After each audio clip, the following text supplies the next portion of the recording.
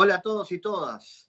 Está comenzando Relato. A partir de este momento, esta es nuestra primera emisión en vivo que estamos haciendo a través de nuestras redes sociales, saludando a toda América Latina y al mundo en esta emisión, este nuevo espacio, este nuevo medio donde la comunicación política es protagonista, que ya nació hace algunos días en nuestra web, en nuestro podcast y en nuestro canal de YouTube, con esas primeras entrevistas y esos primeros artículos que dan cuenta del necesario y fundamental análisis sobre la comunicación política en la región. A partir de hoy comenzamos a tener estos espacios que buscan también interactuar con ustedes y a través de la utilización de la tecnología, que es muy importante y nos acompaña permanentemente en nuestro día, también tener el motivo de estar juntos, de analizar el contexto social, político y de la comunicación política de América Latina. Por eso hoy Relato les da la bienvenida de esta manera. Hoy Chile va a ser el centro de nuestro análisis, pero de eso va a ser en algunos minutos nada más. Lo primero es presentar, aparte del equipo de Relato, que hoy hemos elegido estar con ustedes. Está aquí en este encuentro dos de los integrantes de lo que es el Consejo de Redacción. Vamos primero a saludar a la dama del equipo, a una de ellas, quien está en contacto con nosotros desde Washington, pero ustedes van a escuchar con tono rioplatense, concretamente argentino. Allí está Marcelina Romero. Bienvenida. A ver, Marcelina, que estás muteada, te escuchamos, ahora sí. Ah, qué bueno que es escuchar el idioma, ¿no? Eso. Y que no te tengas que irte siempre a lo neutro. Así que bueno, los saludo desde aquí, exactamente como ha dicho Fabián. Estamos todos muy entusiasmados con este lanzamiento de este nuevo medio que realmente pensamos que es necesario para contar qué es lo que pasa con Latinoamérica, qué es lo que pasa en cada uno de los países que constantemente está en ebullición, ¿no? Pero no son los únicos, ¿eh? Porque acá también pasan cosas, también en algún momento le dedicaremos algún tipo de capítulo a Estados Unidos, pero como decía Fabián, Chile es nuestra así, ida sin ningún tipo de stop en el medio, ¿no? Así que vamos a estar compartiendo con ustedes bastantes noticias y bueno, he escrito en esta primera entrega que muy entusiasmada con lo que significa la Constitución, que empieza así a vislumbrarse, que aparece allí la puntita de todas las discusiones, ¿no?, tan profundas en Chile, y eso va a ser el tema puntual que vamos a hablar hoy. Excelente, Marcelina. El primer saludo entonces para la presentación de Relato. Ahora voy a volver con vos para que nos cuentes de qué manera llegaste a este proyecto, pero del otro lugar de la cordillera, si estuviéramos viajando desde el territorio argentino, nos encontraríamos con Francisco Pancho Grandón, nuestro consultor e integrante también del Consejo de Redacción desde Chile. Pancho, ¿cómo va? Bienvenido. ¿Cómo estás, Fabián? Es un tremendo gusto y un placer poder estar hoy día contigo y con Marcelina, sobre todo, y poder formar parte de Relato. Creo que es un proyecto ambicioso que busca unificar a toda Latinoamérica. Como bien decía Marcelina, estamos en plena efervescencia, es un continente muy efervescente que busca plasmar todo esto, y buscamos plasmar todo lo que está pasando actualmente en el continente. Fue un placer para mí poder escribir sobre Chile, sobre mi país, en un momento tan crucial de la historia. Marcelina escribió sobre el proceso constituyente y a mí me tocó claramente tocar el proceso eleccionario, que quedan muy pocos días, alrededor de 50 días para las elecciones presidenciales en Chile. Pero como bien dije en un principio, un placer poder estar acá. Gracias, Pancho. Marcelina, ¿cómo llegaste a Relato y qué te propones contar? ¿Qué historias forman parte del relato que querés contarnos? Bueno, primero que nada, he fundado una radio aquí en Washington, que es justamente para comunicar a toda la comunidad hispana latina aquí, para quitar un poquitito del medio a los medios hegemónicos y poder contar realmente las cuestiones culturales y todo lo que atraviesa Latinoamérica, ¿no? Y en ese momento, bueno, conversábamos con Marcel y le pedí que conversáramos justamente con una de las elecciones que se estaban llevando adelante, no sé si era Perú o Bolivia, y bueno, conversando y así empezamos a crear redes, ¿no? Y en algún momento me dijo, ¿sabes qué? Se me está ocurriendo una idea muy interesante y te tengo entre una de las posibilidades de poder participar en ella, así que bueno, así comenzó, ¿no? Con este ida y vuelta, y también para contar un poco y sacar a la tecnología de ese lugar donde muchos lo quieren poner como que es algo negativo. Yo por lo pronto, como así persona que utiliza bastante la tecnología, me parece que la creación de puentes que logra, imagínate, estoy aquí en DC, está Francisco en Chile y tú, Fabián, que bueno, todavía no has dicho dónde estás. Y yo ya les conté que estoy en el Río de la Plata, pero del lado de acá, acá en Montevideo, Uruguay, saludando también a todos. Pancho, también quiero que nos cuentes, que cuentes a la gente que está siguiendo la transmisión, los que están ahora en vivo y los que van a ver esta grabación, cómo es tu vínculo con la comunicación política y qué planteás contar en este relato. Bueno, primero que todo, igual partir contando cómo aterrizamos acá en Relato, creo que es muy interesante. La verdad es que con Marcel coincidimos, aterrizamos juntos en una campaña presidencial en Chile.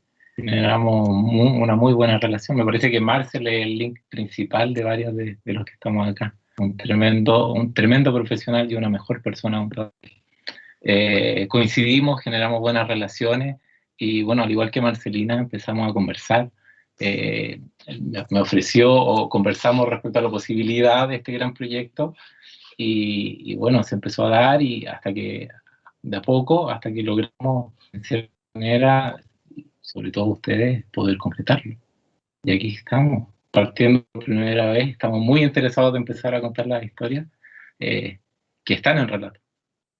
De ese que están hablando es Marcel Lermit, quien no está con nosotros ahora, pero está siguiendo la transmisión, igual que Elda Arroyo, otra querida integrante de este consejo editorial de Relato, como también están Lucio Guberman, Federico Irazábal, Xiomara Serrano, parte del equipo importantísimo que tiene este relato, que es ese mapa que seguramente quienes están siguiendo esta transmisión hayan visto en nuestras redes, que ha sido la tapa y la imagen que representa el primer número de Relato, ese continente en ebullición permanente, en movimiento que genera Relato. Por lo tanto, de eso se trata este primer espacio.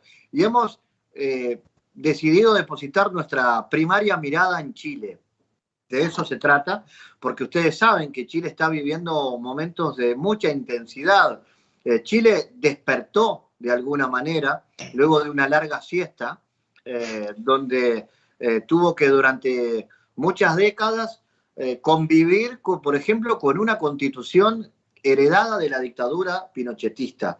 Chile despertó cuando los jóvenes salieron a las calles a reclamar algo que, por ejemplo, en el sur de América es algo impensado. ¿Cómo es eso que hay que reclamar por educación pública y gratuita? Bueno, en Chile se tuvo que hacer y allí salieron los jóvenes a plantear esto. Y luego de atrás vinieron otros planteos, salieron las mujeres, salieron los trabajadores y ahí surgió la discusión sobre una necesaria nueva constitución. Sobre ese Chile en movimiento vamos a hablar esta noche en este primer vivo de Relato.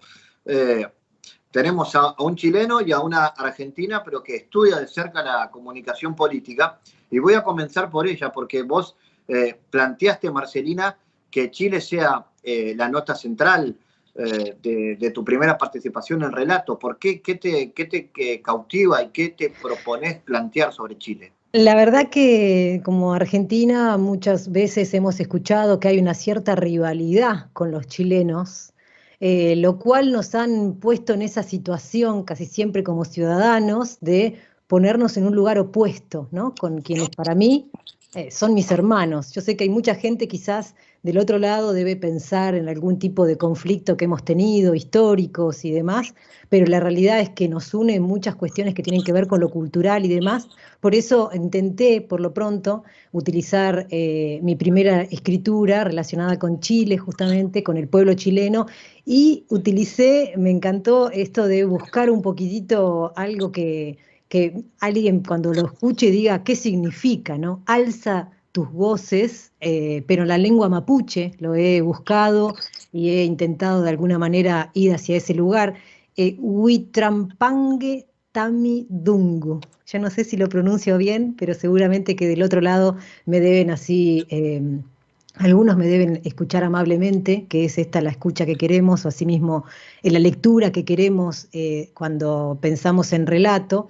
Y una de las cosas más importantes que me parece y que soy fanática quizás de lo que tiene que ver con Argentina es de la Constitución, y cuando comenzó este pedido por parte de los chilenos y chilenas en Chile, me parecía más que importante pensar qué es lo que están reclamando, qué es lo que están pidiendo. Sabemos que aquellos que son quizás un poquitito más rígidos o más conservadores, piensan que la Carta Magna, aquella que rige la vida diaria de las personas allí que viven, que habitan el suelo chileno, no necesitan una modificación, ¿no? Y esto lo vemos que todavía siguen existiendo discusiones muy intensas, conversaciones en las redes sociales o cuando uno quizás escribe algún artículo y que debajo, cuando pueden escribir, hay insultos o enojos por parte de quienes no quieren que haya una modificación. ¿Por qué? Porque las modificaciones tratan justamente sobre los pedidos de los más vulnerables, los pedidos de los ocultos, los pedidos de aquellos que realmente han quedado relegados en la historia, como por ejemplo la voz de las comunidades ¿no? Originarias allí en Chile, y que esto me parecía súper importante, ¿no? En muchas de las constituciones en Latinoamérica aparece, ya sea en una forma negativa o ya sea quizás en una cuestión así de tenerlos como si fuesen algo a quienes tenemos que nombrar, ¿no? Ya sea aborígenes, indios, comunidades originarias, y esto, pero por ejemplo, lo que había sucedido en Chile es que no aparecía, ni siquiera eran mencionados, ¿no? Y cuando sonó justamente la palabra loncón, como la posibilidad de que sea la persona que vaya a dirigir, que sea la presidenta de esta Asamblea Constituyente, dije, y además es una mujer, y me parecía súper interesante escribir sobre eso, y bueno, cuando lo dialogábamos entre nosotros, esas discusiones tan ricas que surgen de cómo significa a las personas que están por escribir un artículo y que tienen algo un poco más profundo como un nuevo lugar, ¿no? Para poder ser leído. Bueno, empezamos a decir, bueno, está muy interesante comenzar justamente con la Constitución, que no es algo que suceda todos los días, que no es algo justamente que la gente hable cotidianamente de la Constitución, y sin embargo nos rige la vida, ¿no? Porque habla de los derechos humanos, habla de todas estas cuestiones, si van hacia lo más progresista, si son plurinacionales o no. Todo esto uno se tiene que plantear con las constituciones, básicamente las instituciones de América Latina, que muchas pasaron por este proceso de modificación. En Argentina fue en 1994, que también hubo un tire y afloje, porque obviamente hay cuestiones políticas muy fuertes allí, pero y ahora lo vemos, ¿no? Estamos ahora viendo día tras día cómo se esfuerza esta Asamblea Constituyente, primero a debatir quizás con aquellos medios que resisten esta posibilidad de que los que menos tienen, la posibilidad de los que no tienen voz, que tengan presencia, ¿no? Y me gusta que se discuta y me gusta que uno pueda ver cómo la ciudadanía pueda vivir mejor, planificar, disfrutar una vida con la sensación de perdurabilidad de lo que significa el desarrollo, la prosperidad, ¿no? Y que todo está ahí, en la Constitución. Cuando uno abre la Constitución, la Carta Magna, te das cuenta quién está y quién no está, ¿no?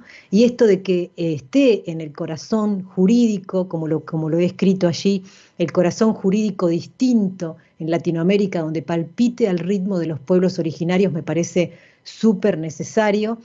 Y hoy leía en Twitter, que ya es para todos nosotros un lugar, una fuente, que la tenemos que tratar con cuidado porque a veces estalla, Elisa Loncón, obviamente sube constantemente noticias relacionadas, como cómo avanza esta discusión de debate sobre la Constitución, y ella plantea que ya comienzan a aparecer la voz de niños, niñas y adolescentes, ¿no? Deben estar presentes en la nueva Constitución, que también están las universidades en este debate que se está llevando adelante allí en Chile, y que también habrá justamente lo que tiene que ver con el apoyo de las universidades para debatir en distintos lugares, en distintos foros, qué es lo que la ciudadanía quiere, ¿no? ¿Qué es lo que quiere la persona de a pie?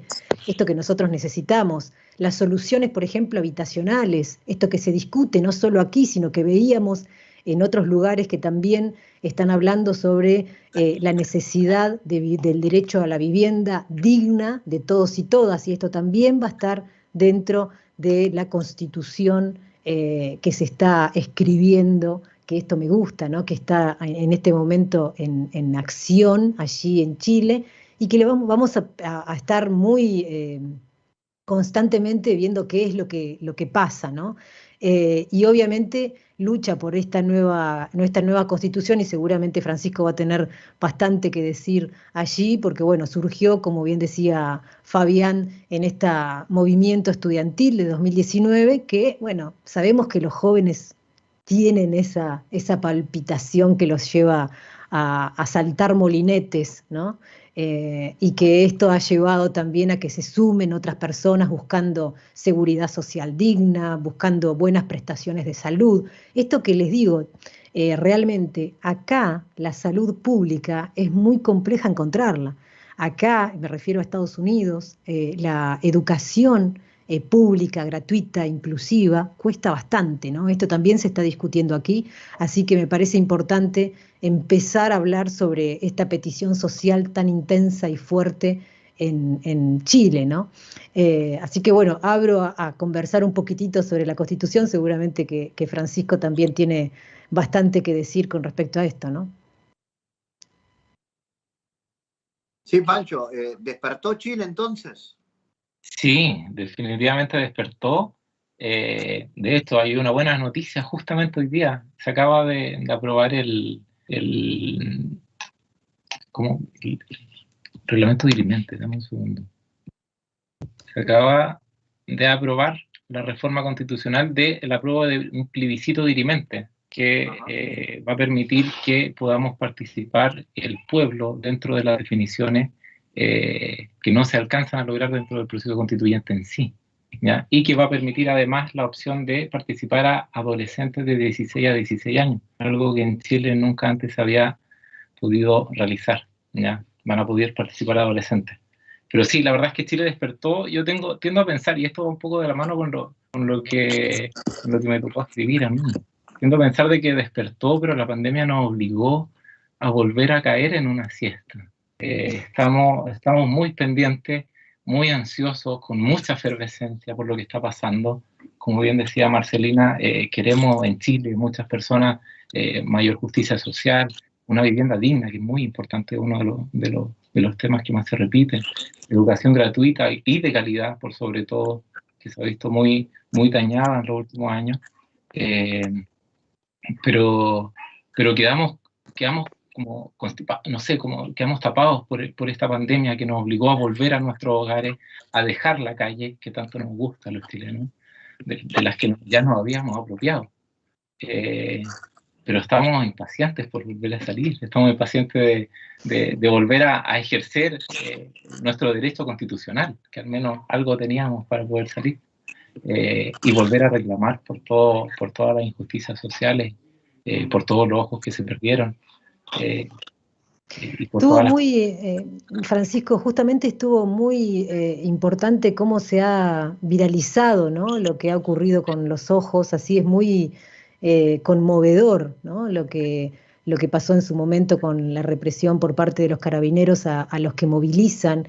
Esto que también estamos viendo en la pandemia, no solo en Chile, sino en todos los lugares, que cuando lo público no se ocupa, no lo ocupa el pueblo, lo ocupan otros relatos, ¿no? Que esto es lo que a veces asusta, ¿no? Porque obviamente allí incide mucho los medios de comunicación, uno no puede demostrar quizás con acción el enojo o el desencanto de ciertas peticiones o políticas, entre comillas, públicas que quiere imponer el gobierno reinante, ¿no? Y justamente esa es la palabra, reinante, porque toma decisiones ¿no? Imperativas. Sí, la verdad es que en un principio, tomando lo primero que dijiste, las víctimas de trauma ocular fueron bastantes. De hecho, superaron por mucho en comparación a otras protestas que se dieron en diferentes partes de las políticas públicas implementadas por el gobierno para eh, digamos, el despertar de la gente. Fueron demasiado agresivas. Me parece que, de hecho, hasta desde la misma Constitución se está replanteando el reformar Carabineros, reformar nuestras fuerzas de orden público y dotar de un mejor sistema de seguridad pública para que las personas para que esto no vuelva a ocurrir, ¿no? Para que las personas que salieron dañadas no vuelvan a ser dañadas y familias Claro. no.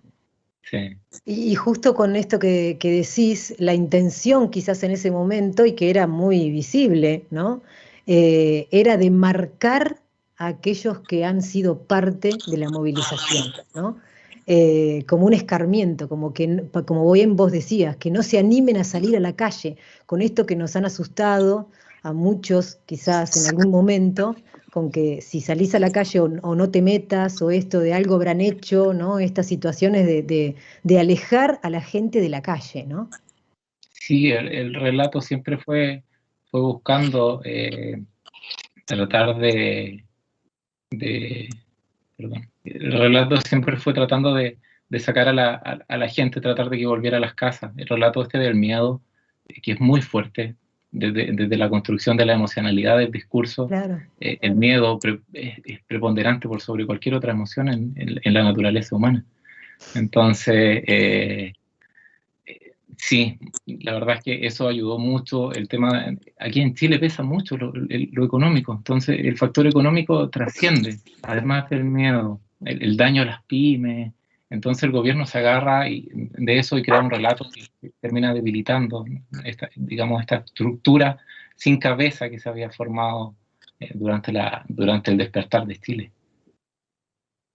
Sí, sí, es como la falta de el hecho de la no unión, ¿no? Esto de quebrar todas aquellas cosas que puedan generar movimientos, ¿no?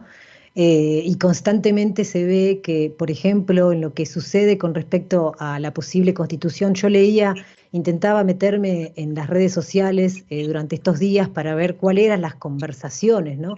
Estas que nos muestran la cuestión emotiva de la sociedad con respecto a ciertos temas.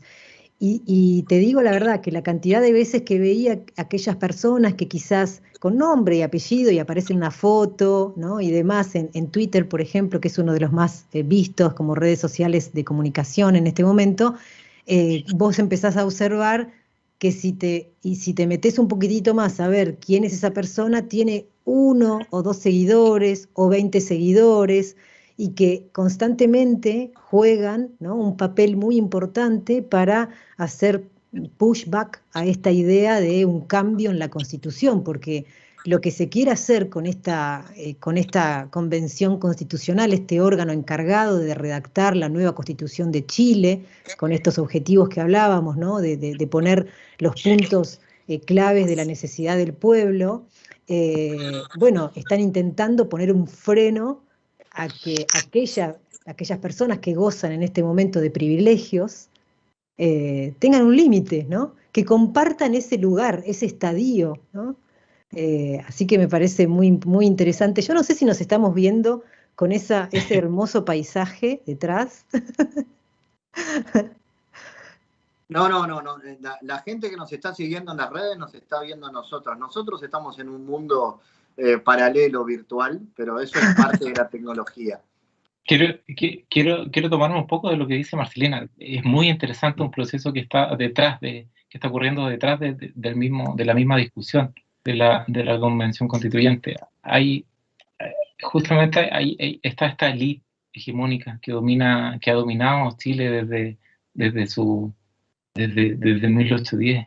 Entonces, no quieren ceder el control, no quieren ceder el poder, y la verdad es que atacan constantemente el proceso constituyente. Normalmente, y tienen el poder y el control también para contratar, como bien dices tú, estas cuentas que aparecen de repente con 2 seguidores, sin fotos, con muchas banderas chilenas, pero sí, ha impulsado también. De hecho, yo creo que ha impulsado mucho más la unidad dentro de los organismos o de las orgánicas que obtuvieron la mayoría en el apruebo durante el plebiscito del 2020. Que ha potenciado esta unidad y que ha llamado a defender la Constitución. El tema de las fake news, las noticias falsas, es pan de cada día. La tergiversación de la información también.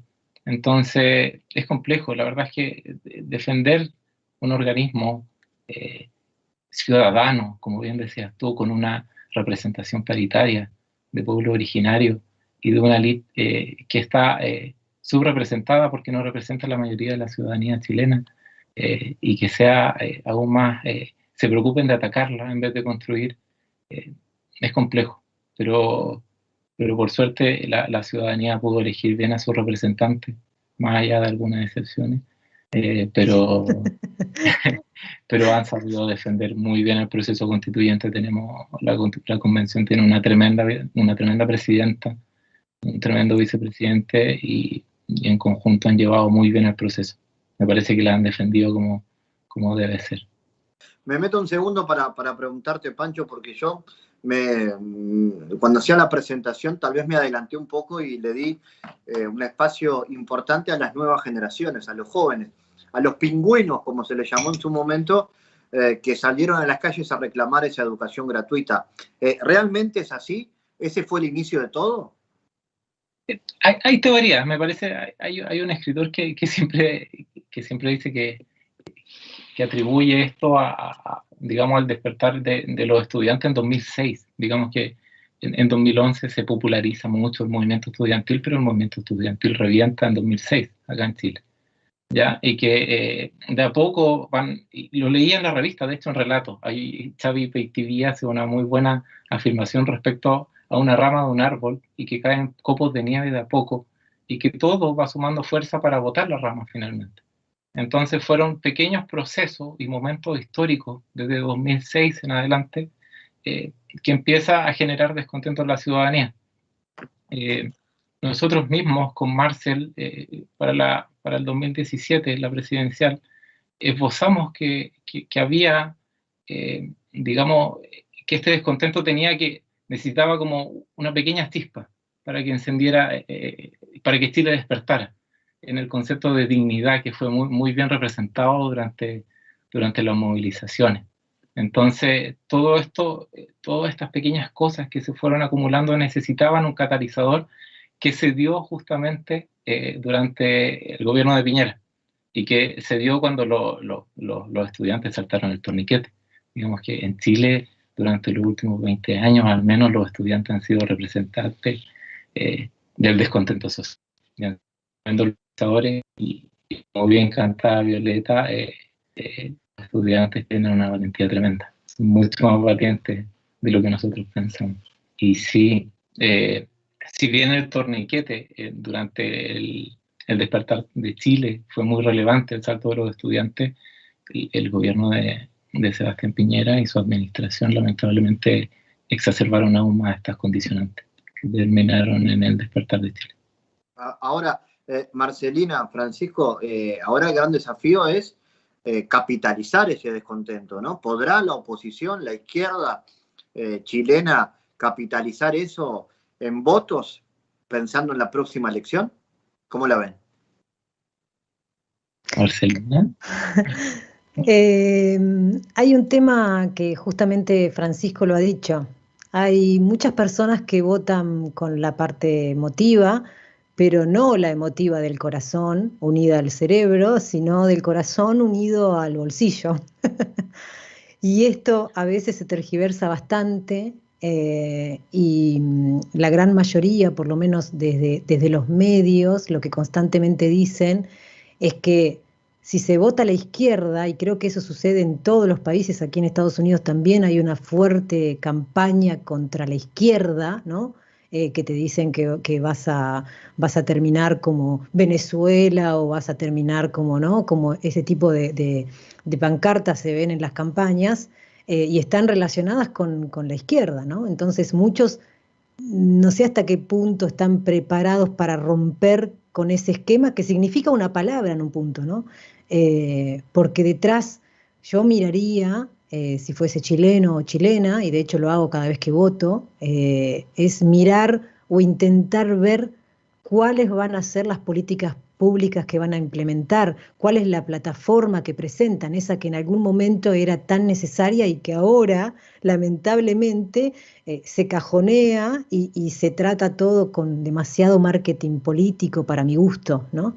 Un poco vacío cuando vos intentás buscar qué más te van a ofrecer que no sea globos y baile arriba de un escenario o lindas palabras de lo que van a hacer, pero no te dicen el cómo. Eso me parece que es un poco complejo. Ojalá que lo puedan hacer, pero lo veo que si no hay una campaña fuerte por parte de personas que tengan realmente un discurso sólido. Recuerdo cuando hablabas vos, Francisco, a Camila Vallejos, que surgió de una movilización estudiantil. Y realmente cuando uno la escuchaba en aquella época, me acuerdo que me parece que era en el 2011 aproximadamente, uno realmente decía, es, es una pequeña que habla bárbaro y que realmente tiene una capacidad de oratoria frente a sus pares y frente al pueblo, y también está inclinada hacia las necesidades. Y creo que ese tipo de personas son las que precisamos, ¿no? Que tengan y que después no se desvirtúe, ¿no? Eso también es cierto, porque muchas veces la maquinaria está armada para captar esas personas y que sean parte de lo que ya está implementado, ¿no? Pero me parece que, bueno, no hay que dar mensajes derrotistas. Apoyo al pueblo chileno que pueda considerar los votos, porque eso pasaba en Perú, pero bueno, en algún otro capítulo vamos a hablar con respecto a lo que ha pasado en Perú con Pedro Castillo, ¿no? Pero es interesante que se promueva desde las redes sociales, desde relato, ¿no? Desde estos medios que van surgiendo independientemente de aquellos que rigen, porque bueno, manejan muchas posibilidades, discursos y son realmente maquinarias de opinión pública, ¿no? Así que esto, no sé qué pensás vos, Fran, pero veo que mueves la cabeza. Sí, pero estoy completamente de acuerdo. Me parece que las movilizaciones, este estallido social, de alguna manera ha reflejado digamos, todo lo que estuvo en la calle en los diferentes procesos eleccionarios que se han venido dando desde que comenzó con el plebiscito. ¿Ya? El estallido social desembocó en la obligación de generar este plebiscito nacional del 2020, y que desde ahí en adelante, y le conversaba, me preguntaba ayer Ricardo Martí, y le decía que probablemente estamos en un proceso del cambio de estructura del electorado. Ya ha disminuido mucho el voto del adulto mayor en comparación a lo tradicional, pero bueno, puede que algo de influencia tenga la pandemia, y ha crecido mucho las diferentes candidaturas que se han levantado desde la oposición para las diferentes elecciones. Han, han, han, han logrado penetrar en esa brecha, en ese público joven que siempre es como la gallina de los huevos de oro, que todos quieren ir por ese público joven, y lo ha demostrado. Me parece que sí, estamos frente a este cambio sociopolítico, es un cambio cultural que nos dejó desconcertados, ha sido demasiado avasallador. y se están rompiendo diferentes concepciones que ya estaban como preestablecidas de lo político, ya como la tercera fuerza dentro del país, que en este caso la representaban otros partidos, por ejemplo el Frente Amplio, no iba a tener capacidad de gobierno o la capacidad de gobernar. Con este estallido social ha cambiado esa lógica, ¿ya? Y la han tirado por el suelo. La sobrerepresentatividad de ciertos sectores políticos, principalmente desde el centro hacia la derecha, también ha sido modificada. Se está reestructurando completamente el escenario político y de poder también. Se ha puesto en tela de juicio, como bien tú decías, que lo más importante para ciertos sectores es el bolsillo. Sí, el modelo económico también está en disputa, ya también está en la conversación de muchas personas, en esta desigualdad constante, en la desigualdad económica, además de la social, y que yo creo que dentro del proceso eleccionario, como preguntaba Fabián, me parece que se están viendo ciertos matices, ciertas pinceladas de que puede llegar a desembocar en lo que en algún momento por lo que la gente salió a la calle. Los objetivos se pueden lograr, si bien no quiero ser cortoplacista, pero me parece que, o sea, quiero pensar en mediano o largo plazo. ¿Ya? Claro. Podemos esperar que estos cambios sean de la noche a la mañana. Si miramos el panorama de encuestas, tanto Francisco, Marcelina, hoy tenemos a Gabriel Boric encabezándolas todas, si no me equivoco, ¿no? Claramente marcando además una distancia importante con sus rivales. Sí, la verdad es que Gabriel está primero en todas las encuestas, con intención de voto y con percepción de que puede ser el próximo presidente de Chile. La verdad es que la diferencia es muy grande en algunas y grande en otras. En ninguna hay tanta diferencia. La verdad es que ha crecido mucho el Frente Amplio a Pro Dignidad, con sus diferentes coaliciones, pero también el escenario se ha visto modificado. Estamos en un escenario muy líquido, muy volátil, en el que de una semana a otro los contendores para Gabriel van rotando en sus puestos. En Chile el tema de la migración ha sido un tema muy importante, el tema inflacionario también, lo que ha llevado a ciertos sectores a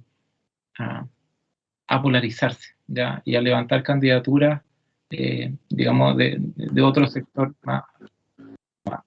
más relacionado a la lista, ¿ya? Y que han crecido bastante.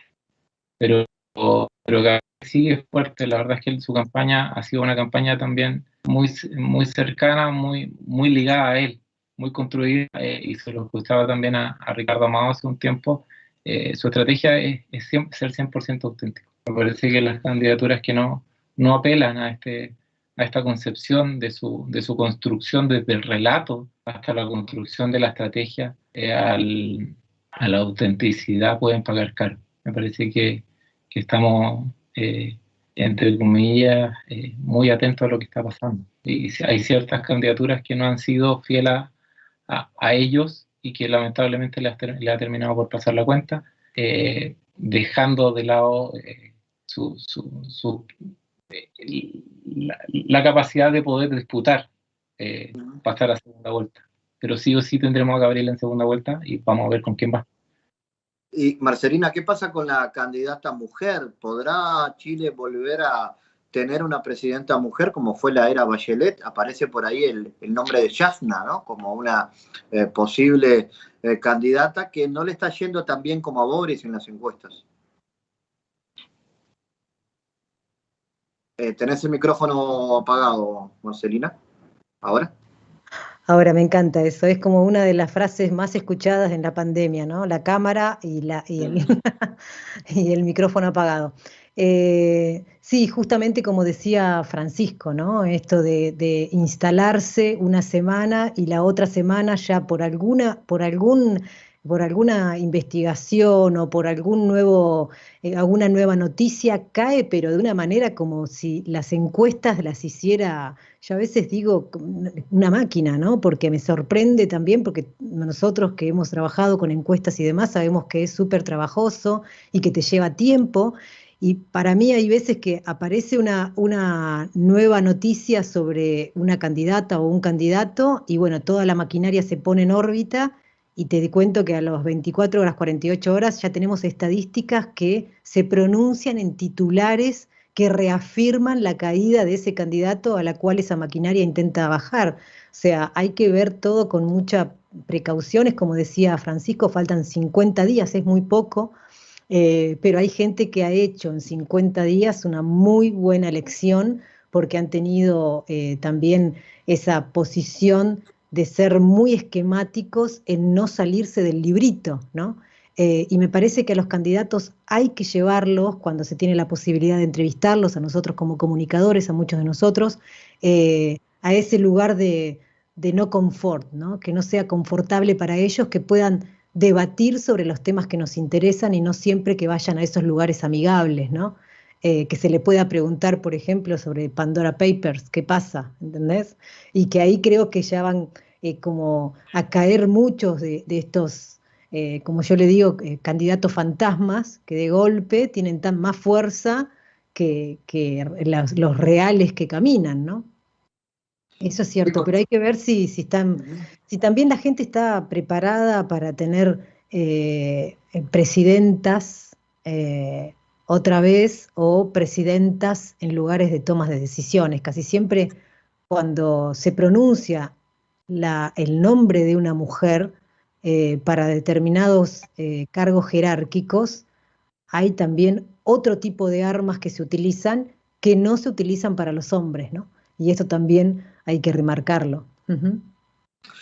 Chicos, les cuento que nos están siguiendo. En YouTube, saludar, por ejemplo, a Jonathan Ramírez, que dice saludos, se ve y se escucha ok. Nos está siguiendo en la emisión en YouTube en vivo y en nuestras redes, donde están, por ejemplo, ya mencioné, y vuelvo a saludar porque están conectados a Elda Arroyo y a Lucio Guberman, también consultoras reconocidos de esta América Latina que busca movilizar relatos. Así que hacia ellos y hacia el resto del equipo, nuestro abrazo en esta primera noche que hemos buscado cautivarlos a ustedes con este primer análisis, que es Chile, pero que el próximo, ya les adelanto, va a ser sobre Paraguay, porque este domingo 10 vamos a tener elecciones municipales en ese país. Así que estaremos también poniendo la mirada en Paraguay en algunos días.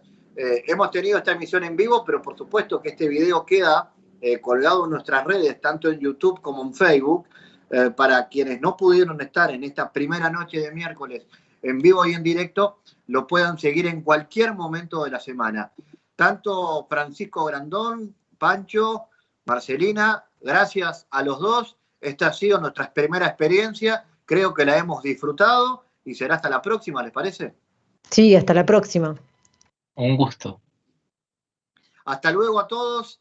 Nos estamos viendo. Este fue nuestro primer relato. Nos vemos pronto.